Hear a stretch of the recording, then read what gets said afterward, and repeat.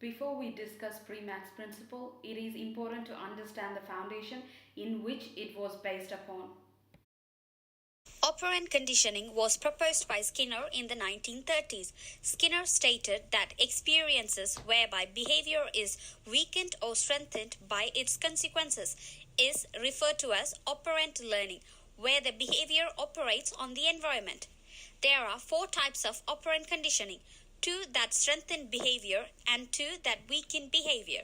Premack's principle falls under one of Skinner's type of operant conditioning, which is positive reinforcement. In operant conditioning, positive reinforcement involves the addition of a reinforcing stimulus following a behavior that makes it more likely that the behavior will occur again in the future. When a favorable outcome, event, or reward occurs after an action, that particular response or behavior will be strengthened. For example, adding treats to reinforce getting good grades on an assignment. The relative value theory states that different kinds of behaviors have different values that determine the reinforcing properties of this behavior. Premack states that the reinforcement involves a relation between two behaviors, where one behavior is reinforcing to the other. This led Premack to make the following generalization known as the Premack principle. One can increase the performance of a low probability behavior by making the opportunity to perform a high probability behavior contingent upon it.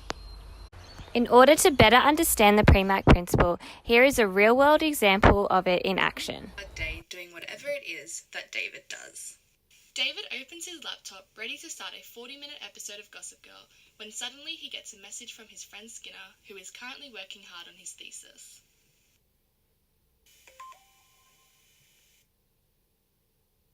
David is reminded of his thesis due in 2 days.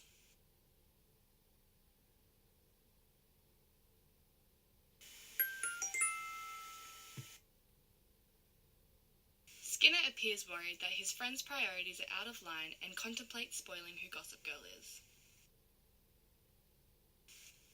But decides that's kind of a crappy thing to do.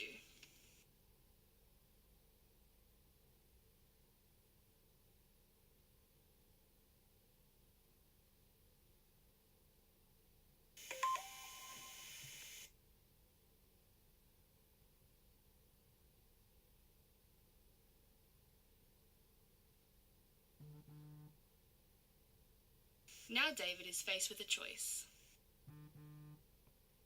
Oh my god, David has come up with an idea. If he works on his thesis for 30 minutes, then he can watch a 40-minute episode afterwards as a reward. David has just used Premack's principle. We love that for him. By using Gossip Girl as his reinforcer, he will work on his thesis to receive that valuable Netflix time.